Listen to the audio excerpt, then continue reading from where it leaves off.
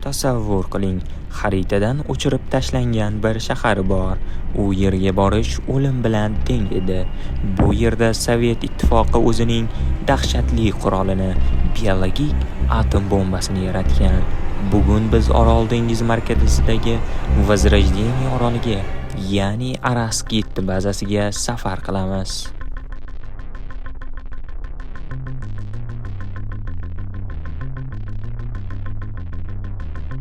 1948-yil Sovet hukumati eng maxfiy poligonlardan biriga asos soldi.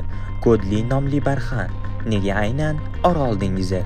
Chunki u har tomonlama suv bilan o'ralgan tabiiy qamoqxona edi.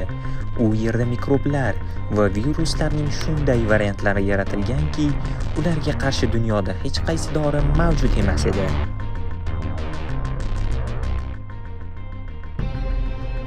Orol markazida Kantobek shahri qurildi. Bu yerda 1500 dan ortiq odam yashagan. Ular oddiy hayot kechirgandek tuyulardi. Maktablar, bog'chalar va kinoteatrlar. Lekin devorning narigi tomonida PNIL laboratoriyasida Sibir yarasi, o'lat, chichak viruslari ustida dahshatli tajribalar o'tkaziladi. Har bir yashovchi har kuni maxfiy dori va vaksinalar qabul qilishga majbur edi.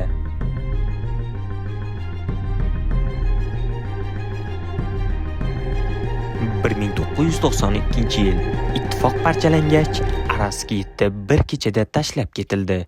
Harbiylar va olimlar hamma narsani maxfiy hujjatlardan tortib, xavfli shtamplargacha, shundayligicha qoldirib qochishdi. Eng dahshatlisi, laboratoriya chiqindilari va o'lgan hayvonlar shunchaki yer ostiga ko'mib yuborildi. Keyinchalik bu yerga kelgan tadqiqotchilar tuproqdan hali ham tirik bo'lgan viruslarni topishdi.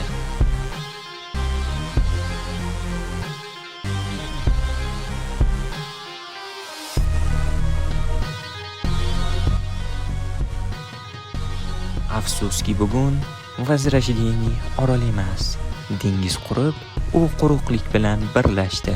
Bu esa qum ostida yotgan, uxlagan, o'lim istagan vaqtida shamol orqali tarqalishi mumkinligini anglatadi. Araskitda insoniyatning tabiatga qarshi eng katta jinoyatlaridan biri bo'lib tarixda qoldi.